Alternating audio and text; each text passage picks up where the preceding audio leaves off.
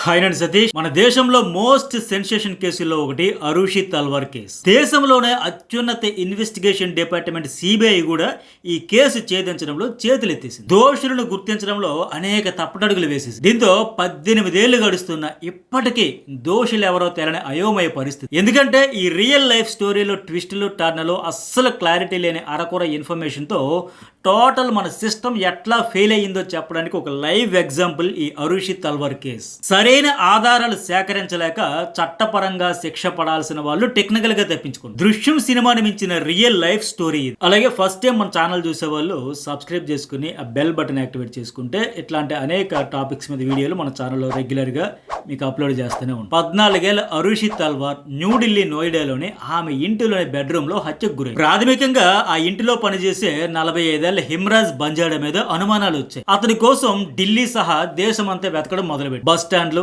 Railway స్టేషన్లు ఇలా మొత్తం చుట్టుపక్కల గాలించి ఇక్కడే మొదటి ట్విస్ట్ బయటపడి ఎవరినైతే అనుమానించారో ఆ అనుమానితుడు హిమ్రాజ్ అదే ఇంటిలో ఆ మరుసటి రోజు శవమై కనిపించాడు. టెర్రాస్ మీద కవర్ లో అతని బాడీని గుర్తించారు. దీంతో ఒక్కసారి అంతా షాక్ అయ్యాడు. అతడే చేసి ఉంటాడనుకుంటే అతను కూడా హత్యకు గురవడంతో ఒక్కసారి మబ్బులు విడిపోయాయి. ఇక ఈ ఇద్దరు చనిపోయి ఉన్న ఇంటికి లోపల వైపు నుంచి లాక్ చేసింది. కానీ అది ఎలా సాధ్యమైంది? ఈ హత్యలు ఎవరు ఎలా చేసి ఉంటారు అనే దానిపై విపరీతంగా మీడియాలో డిబేట్లు అయితే జరిగాయి. ఇండియా హిస్టరీలోనే ఏ క్రైమ్ లోనూ జరగనంత చర్చ ఈ కేసు విషయంలో జరిగింది. అప్పర్ మిడిల్ క్లాస్ ఫ్యామిలీకి చెందిన డాక్టర్ రాజేష్, డాక్టర్ నుపూర్ తల్వార్ ఈ దంపతులు సొంత క్లినిక్ పెట్టుకున్న డెంటిస్ట్. ఆ క్లినిక్ చాలా సక్సెస్ఫుల్ గా నడుస్తుండే. వాళ్లకు ఒక్కగానొక్క కుమార్తె అరుషి తల్వార్. ఆమె ఢిల్లీ పబ్లిక్ స్కూల్లో చదువుతుండే. నోయిడాలోని అపార్ట్మెంట్ లో ఇమ్రాన్ బంజాడే ఆమెకు తోడుగా ఉండేవాడు. ఎందుకంటే తల్లిదండ్రి ఇద్దరు పొద్దున్న క్లినిక్ వెళ్ళిపోతే రాత్రిగా వచ్చేవాడు. దీంతో అతన్ని ఆమెకి కేర్ టేకర్ గా పెట్టారన్నమాట. నేపాల్ కి చెందిన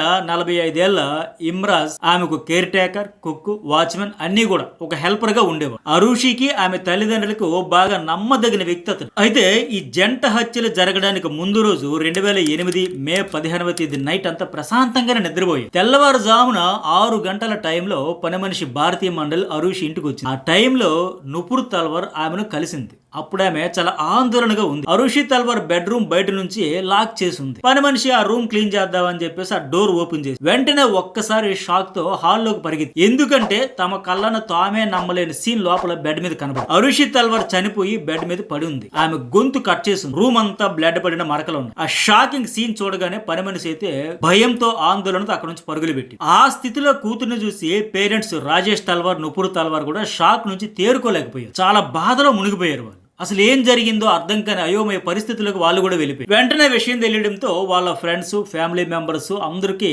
ఒక్కొక్కరికి విషయం తెలియడంతో అంతా కూడా పోలీసులు సహా అందరూ రావడంతో వాళ్ళ ఫ్లాట్స్ సహా వాళ్ళు ఉండే అపార్ట్మెంట్ అంతా జనంతో నిండిపోయింది. నోయిడా పోలీసులు స్పాట్ కి చేరుకుని ఆధారాలు, క్లూస్ కోసం వెతకడం మొదలుపెట్టి అస్తవ్యస్తంగా చిందరవందరగా పడి ఉన్న రూమ్ లోని ప్రతి వస్తువును, ప్రతి అంశాన్ని జాగ్రత్తగా పరిశీలిస్తూ దర్యాప్తు అయితే మొదలు పెట్టారు. కానీ అప్పటికే ఆ అపార్ట్మెంట్ ఫుల్ గా జనంతో నిండిపోయింది. కూతురును పోగొట్టుకున్న పేరెంట్స్ కు పరామర్శలతో వచ్చిన వాళ్ళు అటు ఇటు తెగ తిరుగుతూ ఆ హడావిడిలో ఆ కేసులో అతి ముఖ్యమైన క్లూస్ నాశనం అయిపోయాయి. ఆధారాలన్నీ జనాల తొక్కిసలాటలో వాళ్ళ కాళ్ళ కింద అత్యంత కీలకమైన ఆధారాలన్నీ నలిగిపోయాయి. కానీ ఒకే ఒక ఆధారం మాత్రం క్లియర్.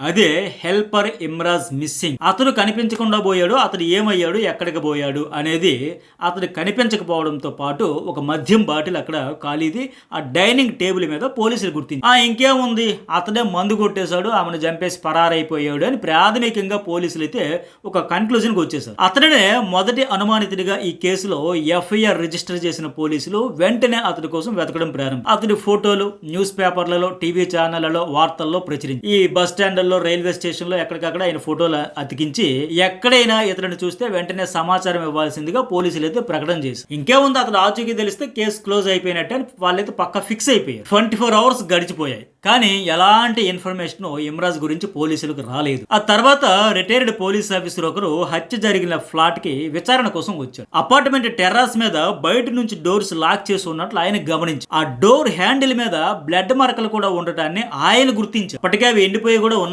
వెంటనే ఆ ఇన్వెస్టిగేషన్ ఆఫీసర్ ఏంటంటే లాక్ పగలగొట్టి డోర్ ఓపెన్ చేసి లోపలికి వెళ్ళారు. అక్కడ సీన్ చూసిన వాళ్ళకు మతిపోయే ట్విస్ట్ ఎదురైంది. ఇక అక్కడ నుంచి ఈ కేసు ఇన్వెస్టిగేషన్ కొత్త టర్న్ తీసుకు ఆ టెర్రాస్ రూప్ టాప్ పైన డీకంపోజ్ అయిపోయిన హిమ్రాజ్ బాడీ పడి ఉంది. అంతవరకు అతడే హంతకుడై ఉంటాడు అని అనుమానించిన పోలీసులకు అతడు కూడా హత్యకు గురై అక్కడ పడి ఉండడంతో మైండ్ బ్లాక్ అయిపోయింది. సేమ్ అతడిని కూడా అరుషి తల్వార్ మాదిరిగానే గొంతు కోసి చంపేశారు. అతడి బాడీని లాక్కుపోయి వాటర్ ట్యాంక్ పక్కన పడేశారు. ఇక అక్కడ నుంచి ఈ కేసు మొత్తం మళ్ళీ మొదటి నుంచి ఇన్వెస్టిగేషన్ చేయాల్సి వచ్చింది. ఇక డబుల్ మర్డర్ గా ఎఫ్ఐఆర్ అయితే చేంజ్ చేశారు. అయితే బయట వాళ్ళు ఎవరు ఆ అపార్ట్మెంట్ లకు వచ్చిన ఆధారాలు దొరకట్లేదు. ఎవరో అపార్ట్మెంట్ లోని వాళ్ళే చేసి ఉంటారనే అనుమానాలు దీంతో పోలీసుల్లో పెరిగాయి. ఇక అక్కడ నుంచి సడన్ గా అరుషి తల్లిదండ్రులు doctor Rajesh, doctor Nupur Talwar prime suspects గా పోలీసులు అయితే భావించారు. కానీ అప్పటికే యూపీ పోలీసుల అసమర్థత, తెలివి తక్కువతనం, నిర్లక్ష్యం, బాధ్యత రాహిత్యం వల్లే దోషులు ఎవరో కనిపెట్టలేకపోయారు.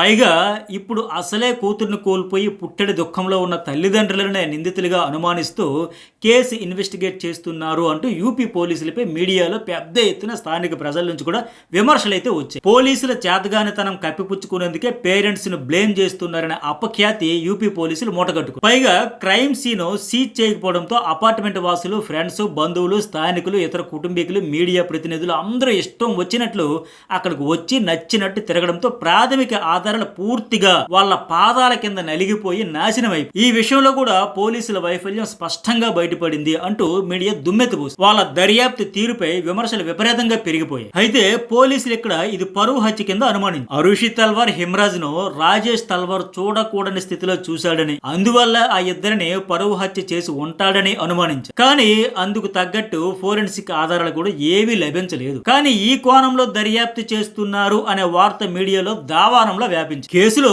ఊహించని ఈ టర్న్ చోటు చేసుకోవడంతో మరింత సంచలన కేసుగా ఢిల్లీ సహా దేశమంతా వార్తల్లోకి. దీంతో అంతవరకు మీడియా సహా స్థానికుల దృష్టిలో బాధితులుగా ఉన్న అరుషి తల్వార్ తల్లిదండ్రులు రాత్రికి రాత్రే అందరి దృష్టిలో విలన్స్ అయిపోయారు. ప్రతి ఒక్కరూ వాళ్ళని అనుమానంగా చూడడం మొదలుపెట్టి నేషనల్ మీడియాలో అంతకు మించి వాళ్ళ క్యారెక్టర్ల అసాసినేషన్ కూడా విపరీతంగా జరిగిపోయి ఎవరికి తోచింది వాళ్ళు, ఎవరికి నచ్చినట్టు వాళ్ళు న్యూస్ టెలికాస్ట్ చేశారు. అలా వారం రోజులు గడిచిపోయాయి. 2008 మే 23న డాక్టర్ రాజేష్ తల్వార్ ను పోలీసులు అయితే అరెస్ట్ చేశారు. తర్వాత ఇండియాలో టాప్ ఇన్వెస్టిగేషన్ ఏజెన్సీ అయిన సిబిఐ కు కేసును అదే ఏడాది జూన్ 1న అప్పగించారు. సిబిఐ డైరెక్టర్ అరుణ్ కుమార్ ఆధ్వర్యంలో ఈ కేసు ఇన్వెస్టిగేషన్ అయితే స్టార్ట్ చేశారు. వాళ్ళు ఇమిడియట్లీ తేల్చింది ఏంటి అంటే పరువు హత్య కాదు అని, అందుకు ఎలాంటి ఆధారాలు లేవు అని, ఇది ముమ్మాటికి పరువు హత్య కానే కాదు అని సిబిఐ అయితే తేల్చేసి తర్వాత కేసులో మరో ట్విస్ట్ అయితే స్టార్ట్ అయింది. డాక్టర్ తల్వార్ దంపతుల హాస్పిటల్లో పనిచేసే కాంపౌండర్స్ మీద సిబిఐ దృష్టి పడింది. కాంపౌండర్ కృష్ణ సహా మరో ఇద్దరు హిమ్రాజ్ ఫ్రెండ్స్ రాజ్ కుమార్, విజయ్ మండల్ మీద సిబిఐ ఫోకస్ పెట్టింది. సిబిఐ చెప్పిన దాని ప్రకారం కృష్ణ, రాజ్ కుమార్, విజయ్ మండల్ ఈ ముగ్గురు హిమ్రాజ్ తో కలిసి హత్యలు జరిగిన ముందు రోజు రాత్రి మందు కొట్టారు. ఆ టైంలో వాళ్ళ మధ్య జరిగిన ఆర్గ్యుమెంట్స్ పీక్స్ కి వెళ్లిపోయాయి. ఆ టైంలో విచక్షణ కోల్పోయిన స్థితిలో ఈ హత్యలు జరిగాయి అని ప్రాథమికంగా సిబిఐ అధికారులు అయితే తేల్చారు. అట్లాగే సిబిఐ నార్కో అనాలిసిస్ టెస్టులు కూడా కండక్ట్ చేసింది. ఆ స్టేట్మెంట్స్ ఆధారంగా ఆ తర్వాత ఈ ముగ్గురిని అరెస్ట్ చేసింది. కానీ సిబిఐ ఎలాంటి ఖచ్చితమైన ఆధారాన్ని సేకరించలేకపోయింది. ఏ హత్యలో అయినా ముఖ్యమైన ఆధారాలుగా భావించే డిఎన్ఏ కావచ్చు, ఫింగర్ ప్రింట్స్, హత్యలకు వాడిన ఆయుధాలు, ఇట్లా అనేకమైన ఆధారాలు ఉంటాయి కదా. బట్ ఇలాంటివేవి కూడా సిబిఐ ఈ కేసులో కనిపెట్టలేకపోయింది. దీంతో కేసు మరో టర్న్ తీసుకుంది. ఇక సిబిఐలోని మరో కొత్త టీము ఈ కేసు దర్యాప్తును హ్యాండ్ ఓవర్ చేసుకుని ఇన్వెస్టిగేషన్ అయితే స్టార్ట్ చేసింది. 2010లో సిబిఐ సెకండ్ టీము రిపోర్ట్ అయితే ఫైల్ చేసి కాంపౌండర్స్ ఈ హత్యలు చేసినట్లు కన్ఫర్మ్ చేసేసి, కానీ అది నిరూపించేంత ఎవిడెన్స్ అయితే వాళ్ళు కూడా చూపలేదు. దీంతో మళ్ళీ ఒక చిన్న అనుమానం తల్వార్ పేరెంట్స్ వైపే చూపింది. అప్పుడు సిబిఐ చెప్పింది ఏంటంటే,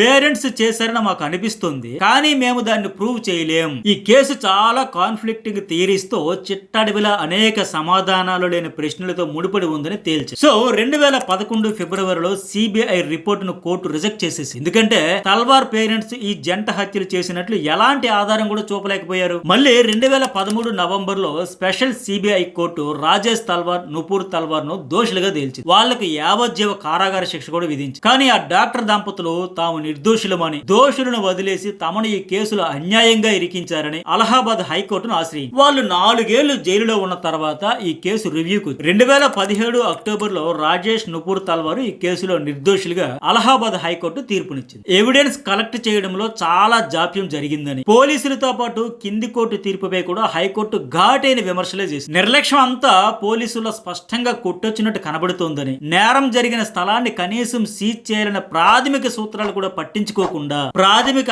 ఆధారాలు కూడా సేకరించలేకుండా చాలా నిర్లక్ష్యంగా బాధ్యత బాధ్యతారహితంగా వ్యవహరించారని కోర్టు తీవ్రంగా మండిపడింది. సిబిఐ కూడా ఈ కేసులో ఆధారాలు సేకరించడంలో, ఖచ్చితంగా దోషులను గుర్తించడంలో పూర్తిగా ఫెయిల్ అయిందని, రీజనబుల్ డౌట్స్ ను దాటి కేసు దర్యాప్తులో ముందుకు వెళ్లలేకపోయిందని జడ్జి అయితే వ్యాఖ్యలు చేశారు. 4 ఏళ్ల శిక్ష తర్వాత తల్వార్ దంపతులు జైలు నుంచి విడుదలయ్యారు. నిర్దోషులుగా విడుదల కావడంపై సిబిఐ 2018లో సుప్రీంకోర్టులో అప్పీల్ చేసింది. విచారణకు స్వీకరించారు, కానీ ఇప్పటికీ టెక్నికల్ గా పెండింగ్ లోనే ఉంది. చట్టపరమైన అవరోధాలతో ఏళ్ల తరబడి ఈ కేసు పెండింగ్ లోనే ఉండిపోయింది. నుపూర్ తల్వార్ జైలు నుంచి రిలీజ్ అయ్యారు, కానీ వాళ్ళు దోషులు అనే మచ్చ మాత్రం వాళ్ళ మీద నుంచి పూర్తిగా తొలగిపోలేదు. వాళ్ళ మీద అనుమానం ఇంకా నీడలా వెంటాడుతూనే ఉంది. అలాగే కాంపౌండర్స్ ముగ్గురు నిర్దోషులే, కానీ వాళ్ళ మీద కూడా మరకబడింది, అనుమానం కూడా ఉంది. మరి వీళ్ళు ఎవరు కూడా ఈ జంట హత్యలు చేయకపోతే మరి ఎవరు చేశారు? ఈ ప్రశ్నలకు సమాధానం మాత్రం దొరకలేదు. మన సిస్టమ్ ఫెయిల్యూర్ కు అరుషి తల్వార్, హిమ్రాజ్ బంజాడే హత్యలు ఒక లైవ్ ఎగ్జాంపుల్ గా ఈ దేశ చరిత్రలోనే ఉండిపోయాయి. పోలీసులు, సిబిఐ అధికారులు, ట్రయల్ కోర్టు, మీడియా అన్నీ ఫెయిల్ అయ్యాయి. ఇప్పటికీ ఈ కేసు 18 ఏళ్లు గడుస్తున్నా అధికారికంగా అన్సాల్వ్డ్ కేసుగానే మిగిలిపోయింది.